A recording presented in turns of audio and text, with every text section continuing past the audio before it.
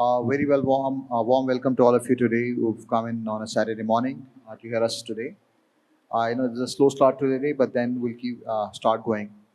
Uh, we're discussing today on how deep tech is emerging, and is there a road, is there a light beyond the hype that we see today? Essentially, we'll cover probably three or four themes revolving around how does the commercial value creation through deep tech, how does it look like? What are the kind of monetization strategies that could be there? Also looking at real world examples and some real world impact, and also if there could be any solutions to technical roadblocks that we have, and also a brief touch upon reliability, resilience, and some bit on governance and compliance as they may be. We'll start with Jay first. So Jay, talking about yourself, you lead very large operations and very complex operations and use AI at scale now. From your perspective, what is the core value proposition of deep tech innovating in AI and design? And from your experience, what are the kind of monetization models that would typically scale and be commercially viable?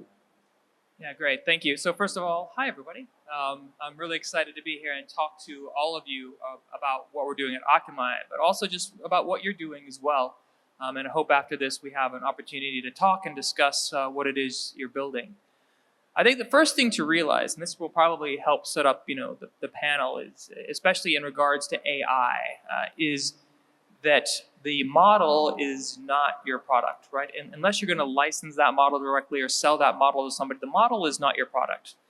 Chances are you have a service that you're trying to build, and that service is your product, right? It comes with service level agreements, it comes with operations, and you really need to focus on what it takes to build those things out. Now, for monetization of those things, you have a few choices, right? The simplest way to go is a simple software as a service model, right? You charge a fee, they use the service. But that simplification probably leaves a little bit of value on the table. The other model that you might consider is usage-based, right? So they use a certain amount and therefore they pay a certain amount. This allows you to align more closely with the customer's value, what the customer is trying to do. But you really have to understand what it actually costs you to deliver those models in order to do usage-based monetization.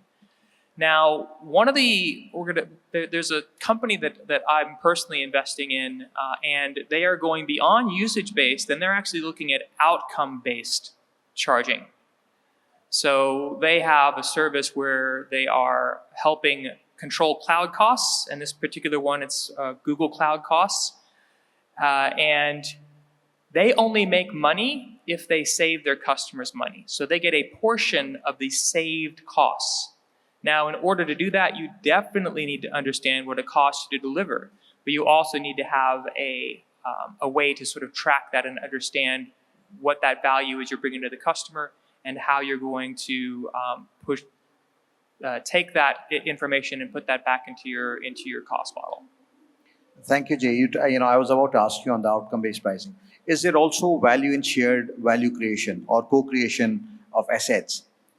It can be, right? But those tend to be a little bit more custom and structured per customer, right? So those have a little bit more overhead. In this particular one, where it's where it's outcome-based, it's very similar to like ad tech, right? You only pay if they get the click-through. And there's a very clear sort of easy way to measure that metric and a very easy way to then charge the appropriate price. Again, with the startup that I'm invested in, it's based on direct savings. So their tool actually measures the costs. And so they already know what the overall cost is. They have automation in place to lower that cost. So they can directly see, oh, well, you were at this price. We've actually lowered your spend by this much, and therefore we know to charge you that much. So it makes it a little bit more easy to implement. The type of structure you're talking about, it requires a little bit more work with that particular end customer. Thank you, Jay. Now, I moved to Savan, talking about trade-offs. When you adopt such models, are there any trade-offs that enterprises have to look at or founders have to look like? How do you go about solving for that? Let me chip in here. See, there are two things. Two technologies we're talking about. One is the AI, other is the deep tech, right? The deep tech standpoint, it's addressing the complex business problems or complex world problems, right? Not a common problem, you're solving it. Therefore, there's a lot of investment happened, there's a lot of development, and a lot of technology advancements required. Now, when you want to monetize this, you can look at a simple SaaS-based monetization, which is you consume the service and then monetize it of it, right? But then these are all solving a complex problems, which means you have the volume is much higher. Therefore, it looks at more towards a API-based charging or error-based charging, compute-based charging. Those are the models. The charging mechanisms can really help the entrepreneurship to monetize the value, monetize the product of it, right? Uh, there's another element which is a hybrid approach, wherein you embed your product with others or larger technology, could be a SaaS or could be in larger applications, and that can give you other monetization aspect of it, right? Today, that's on the deep tech aspect of it. From the SaaS aspect of it, from the AI aspect of it, today there are multiple AIs going on.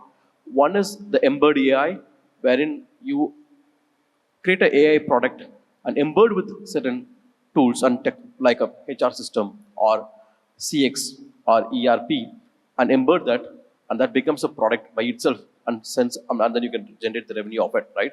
The other elements are where you build a product which everyone can consume it as a service.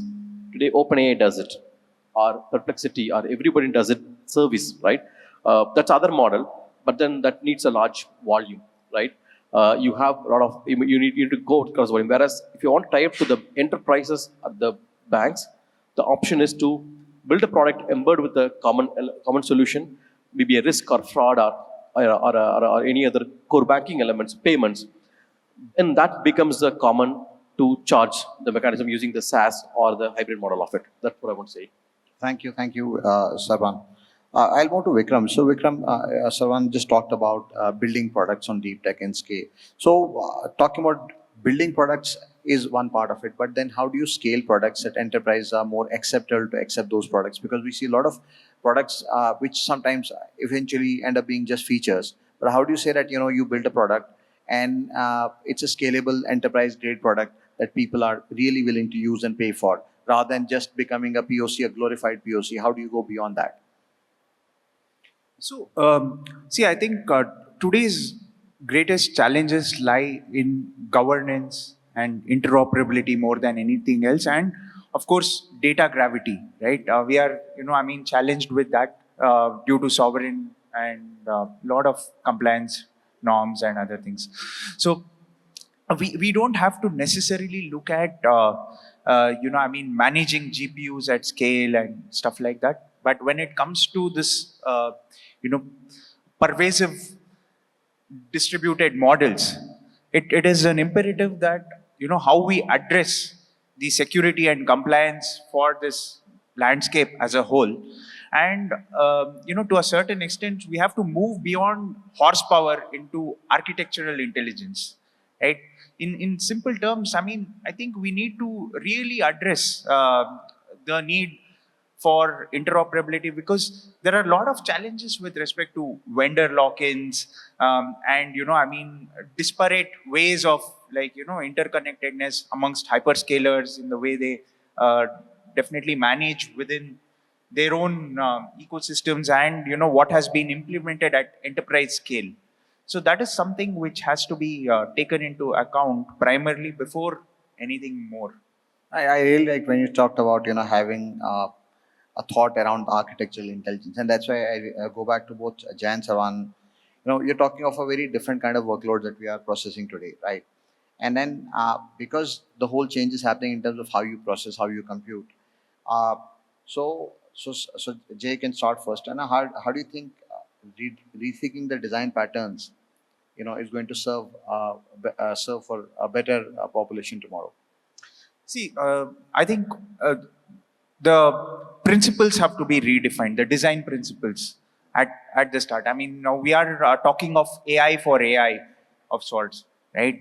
We are going to see a lot of, AI workloads, and the whole infrastructure will not just host, applications, but we need to cater for various models, the various inference engines, and the kind of discipline which has to be brought into, let's say, maximizing AI native elasticity and the kind of observability with ML ops, I think is going to become very critical. And that only also speaks into, the ways of sustainable modeling which we need to do to, preserve the costs. We saw, the very interesting, pricing models and, the whole economics developing around it. So this can only be done through a holistic governance model, which has to be baked in right from the beginning. AI built delivery is going to be the key. Jay, your thoughts?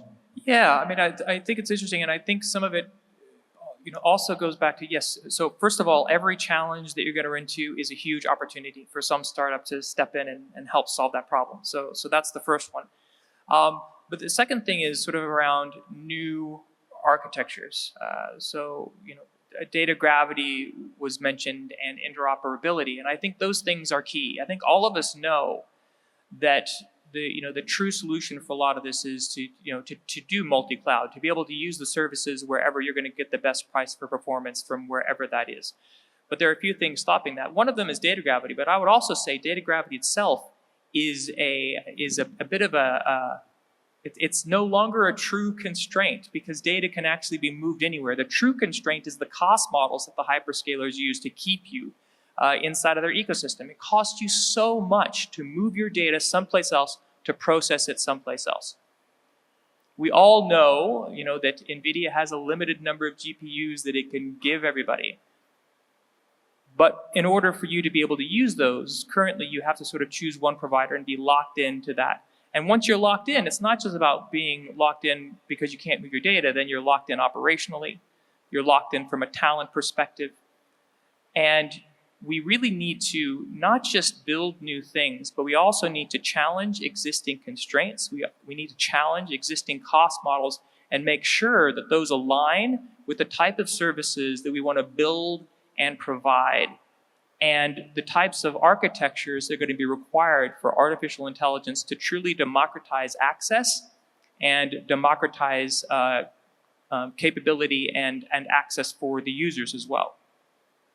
So one more thing, Jay. So for teams, talking about transitioning from an R&D prototype to an enterprise grade scale, what kind of mindset shift do you think, and that's a human aspect of it, do you see teams to have? Yeah, it's interesting, right? I think we've all seen a lot of prototypes that end up as the product, right? And I don't think that that's where we want to be. When we think about moving from your R&D stages into actually providing a service, you're going to have to realize that you were a builder, now you're an owner, right? You own that. You earn the service levels for that. You have to think about your day two operations. You have to think about your monitoring capabilities. You have to be willing as well to listen to your customer and realize when you've built something incorrectly or you're wrong. And you need to be able to have that humility in order to pivot your product in order to meet the needs that your customers need. That particular startup that I was talking about earlier, they started off with a clear vision of what they wanted to do, which was actually wanted to be a multi-cloud cost provider. But they realized very quickly that for them, there were enough customers inside of Google Cloud that they could actually help them monitor costs. And by doing that, by focusing more on that single customer and what their customers were telling them they needed, they were able to build this product specifically around saving costs for BigQuery and move to this, this outcome-based pricing model, which has been very successful to them. So you really need to think about yourself not as a builder, but as an owner of a product and realize everything that goes along with that from an operational perspective, but then also from a feedback perspective and be willing to pivot. Thank you, Jay. There. So, next question to Sarvanan. Sarvanan, we talk about, scaling. We talked about a mindset shift. Are there any things when it comes to lessons learned, when you're scaling distributed AI, any specific lessons that people should be looking at? Yep. We are in the AI era, so we have to rethink about the infra design itself, right? If I can step back, we used to have a 2-tier, 3-tier. Those are all the old type of architecture. Then we moved to the cloud native design. When we moved to the cloud native design, what did we do is we fundamentally changed the way we consume the infrastructure, right? We made it distributed, and it can use the compute cores wherever it's available, and use the network to transform the data much faster, right? And use the storage to pick the data in a smaller chunks and process it.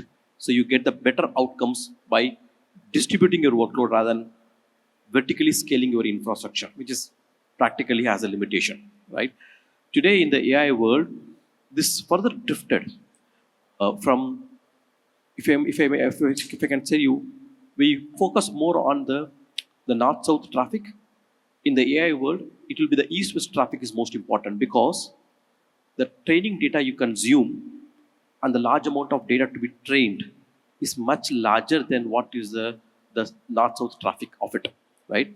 So therefore, the network element plays a fundamental aspect of AI infrastructure scaling, right? Be it from the multiple GPUs to the to the storage, and these GPUs has to work together as a one cohesive, right? So there are, like, we started off with InfiniBand, which is a low latency memory based protocols. Today we have something called Rocky, RDMA over converged Ethernet, which is basically keeping the Ethernet, taking up the Ethernet speed, which is from 100, 200 to 800, and use the memory to, to communicate between the GPUs. That give us the, I would say, the uptake of moving from maybe a smaller GPU sets to all the way to 330,000 GPUs in a one larger cluster, which is what been trained, which has been used to train the OpenAI or XI or all the large models, could be Meta and very other models, right? The intent is move the east-west traffic to be larger, so the data gets trained much faster. Now, when the data gets trained, you need to have the clear observability, which is what we spoke about. The observability matters a lot, because when during the training, there will be a lot of errors, and there will be a lot of commit has to happen. And if there's certain challenges, you have to retrain the entire model, which means you wasted the entire cycle, right? So the observability plays a very important role to keep the track on what's happened, how much model has been trained, and what should be the next step of it. That's the second aspect of it, right? The third element is more about how we complete this entire model and give it as a service to the end customer, right? How then comes to the, whether through the API-based calls or the complete model as a, prompting, those are the next step which you can scale that up as well. So put together, if you look at it, that we move from the cloud native should move further into the GPU slicing and inferencing through the large data traffic, and that gives the scale of a given workload to scale to the level. Thank you. And in fact, instantly, Jay and I talked about the blurring of the lines between the core and the edge, because the compute is so strong now, even at the edge. So eventually, how do you balance it out altogether? Because a lot of it that could only need a core can also now be done at the edge also. So it also changes the perspective how you essentially look at your compute as well. Oh, interesting question, Raghu. I think I missed to cover that part, to be honest. Today, in the AI world, while there's a lot of infrastructure requires to train the model, but for inferencing, you don't need so much of data, right? Inferencing is a small, the model is trained, well optimized, gives a higher accuracy. Now, this can be put into as small as in your phone, right? The simple example is, I'm sure if I ask you how many uses Nano Banana, many of you raises your hand, right? It's a simple workload. So likewise, many such inferencing workloads will come to the edge infrastructure.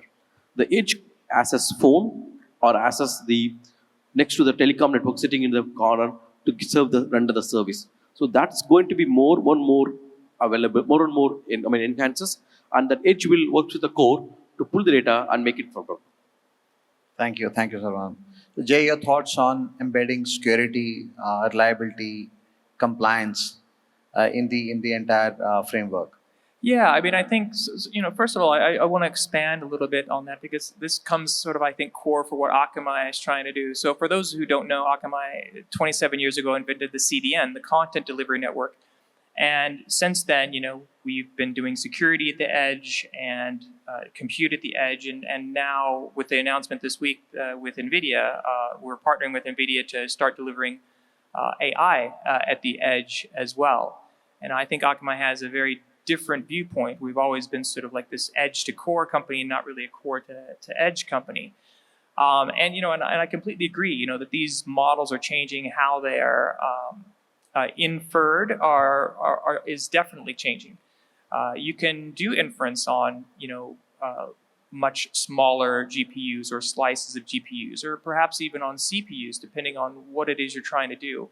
And in customers that we've talked to, that is where we've actually seen the most wastage. It's one thing to waste in R&D because you're doing R&D. It's another thing to waste operationally. I think we can do better. And we worked with one customer to actually help them optimize their model, got them off of an over-provisioned GPU, and ended up saving them 86%. And at the same time, increased the performance of their models as well.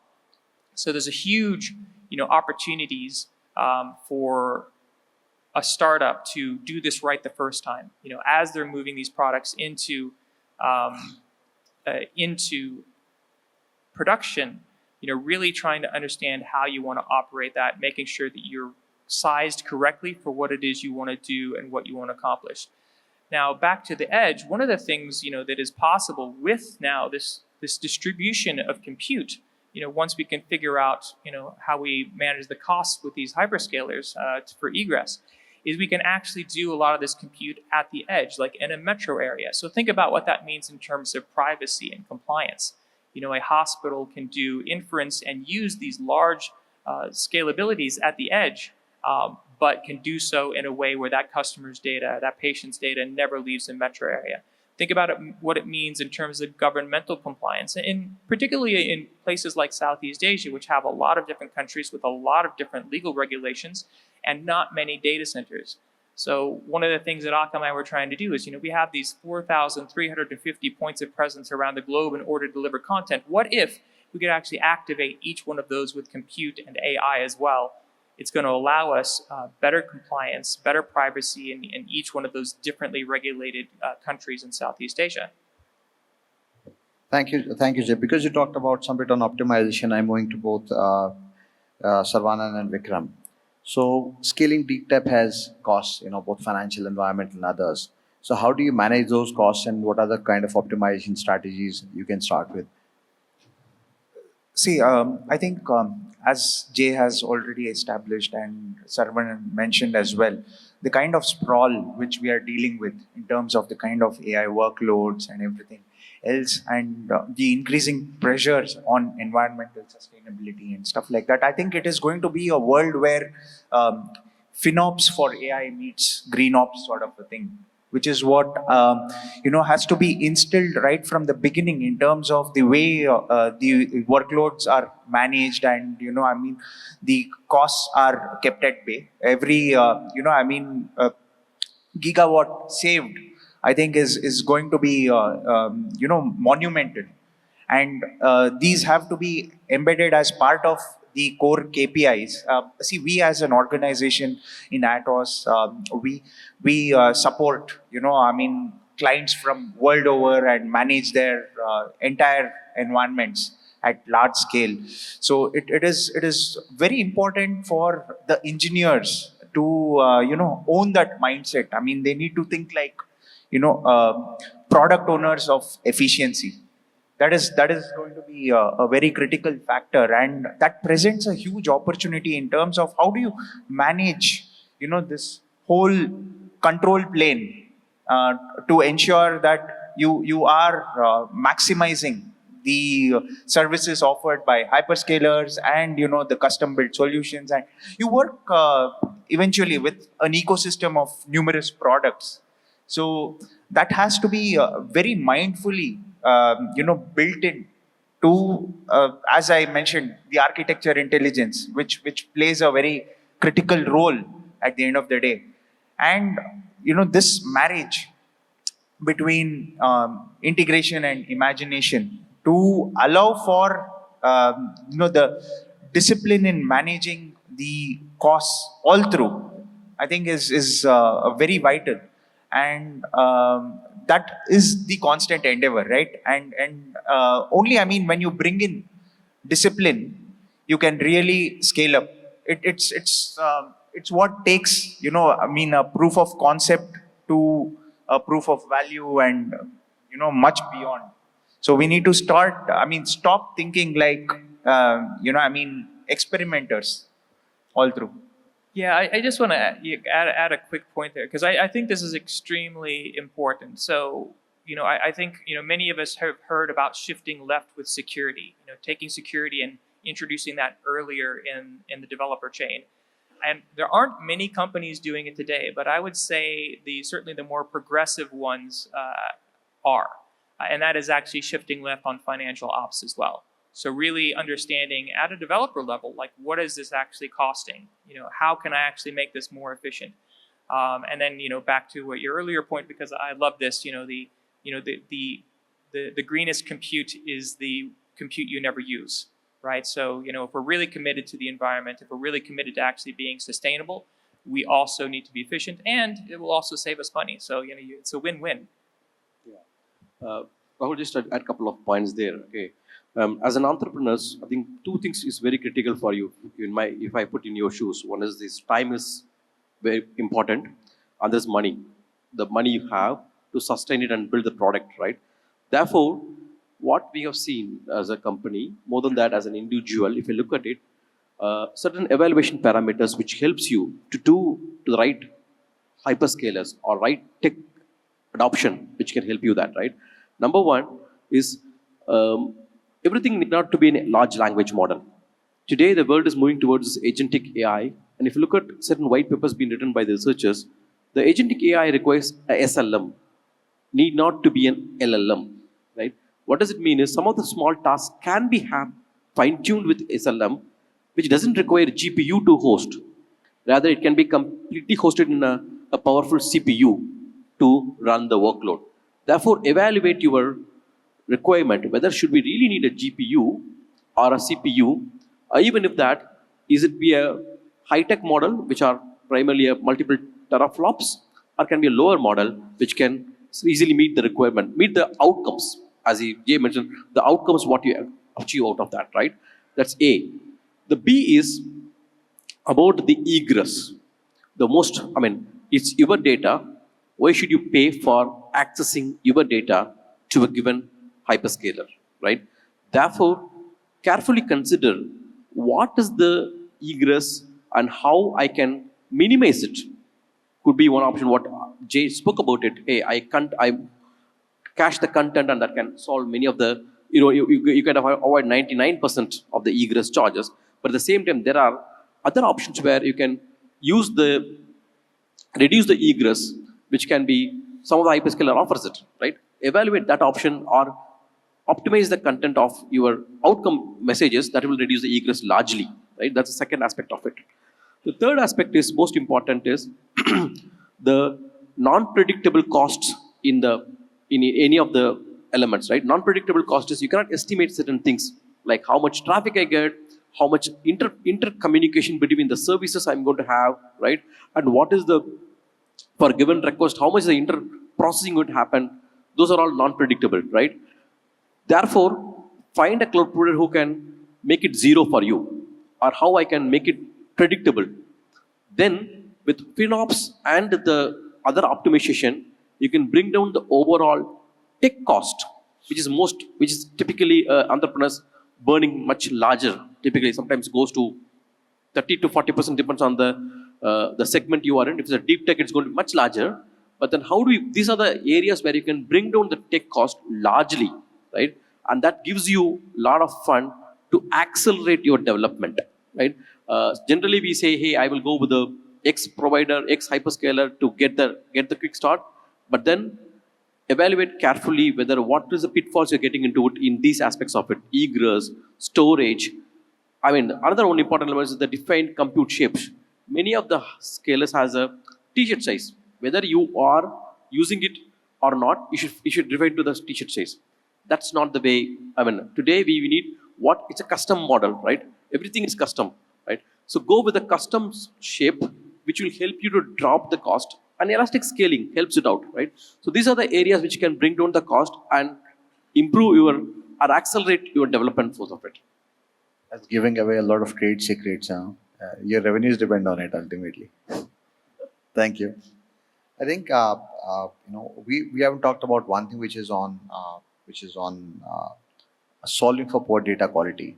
You know, because especially if LLMs get trained on poor data quality, and we talk deep tech, and it's eventually not of the quality of that what we desire. How do you solve for that before you get to use cases? So I think the quality of data. See, we are today, I think, battling something with. It's not just man versus machine, right? It's man and machine versus mediocrity. Um, so I think a lot of it resides on the kind of quality information which we are feeding through the entire pipeline, and the use cases getting crafted appropriately in order to let's say uh, it's a whole new different world today, right? In in our businesses, we deal with two kinds of broad spectrum, applications. One where it is AI for everyday use, and another one is AI for business. And each of these have to be addressed in different paradigms. So one of the things which all of us require is, how do we support our support functions with the right usage of AI, whether it is our internal operations, our HR functions, our finance functions, our legal and compliance, the way we do contractual models and stuff like that. And there is this whole new ball game of how do you address for verticalized systems, right, which are catering to numerous industries, right, whether it is manufacturing, healthcare, finance, stuff like that, where it becomes almost like a precision scale approach to driving. I mean, we sometimes have to think like how airlines or like aerospace industries work in wind tunnels, yet achieve precision scale when they are on flight. So that is the kind of endeavor we have to look towards. Balancing between the right guardrails and the dependability. It has to be that kind of a unison which has to exist. Till that time, we still need human oversight and continuous human oversight to make sure that what gets in is of a significant quality so that the outputs don't get impacted. I think we've covered for most of it today.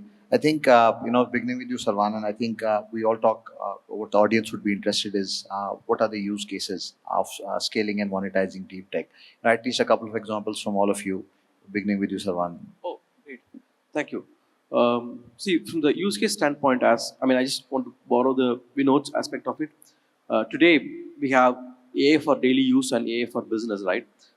That's a starting point where we always say, hey, there are ways to use it on a daily life, which are primarily the next version of automation, I would say, right? It's we said we to put a rule engine or we automate it. Now that becomes a little bit more. For example, you want to write a letter, how I can use the Gen AI to compose it in a nice way and cut down the timing, but at the same time go through, you add your human element into it and then move on to this aspect of it, right? That's one aspect. But then most important is this enterprise aspect of it is where you bring the enterprise use cases on the Gen AI, which can do a lot of, I would say, the risk algorithms. Today, the banks uses, Basel, many reports to look at what is the current state of the cash ratio and multiple other parameters and how it's going to be changed if it continues to be. There, the use case is a little different, where you use the Gen AI to build much more modeling, which can really help them to look at what parameter they should change or which area to focus to change the paradigm, right? Similarly, on the quantum computing, there are much more developments happening in terms of genome sequencing, right? Huge. It takes, if you do it in a quantum computing vis-a-vis the standard computing, it takes 13,000 compute hours to do this part, which do it in quantum in a much shorter time. Those are the, I would say, a practical use cases can really help from the enterprise side, which addresses a business and a common man. Vikram. Yeah, as I already mentioned, right, this is going to be a world where we are going to be seeing a sprawl of AI agents, and we will see numerous, agents being available and published as marketplace, commodities. And you have these super agents which are going to come into play for industry specializations, which eventually will have to work in that, kind of interoperable environment. So, and needless to say, I think when it comes to the edge models and other things, digital twins are going to evolve as well. And how do we apply, the right balance of, the sectoral use case in optimizing the, leverage of digital twin ecosystem? These are some of the use cases which are going to reshape certain industries, right? Particularly, I think we have seen a lot of advancement in, the what they are starting to call as Industry 5.0 now. I mean, in the manufacturing space or automotive, and and of course, retail and consumer products industries are taking it to a different level with the kind of sentiment analysis and how they are optimizing it to churn their business into a different galaxy altogether. And finance is very guarded.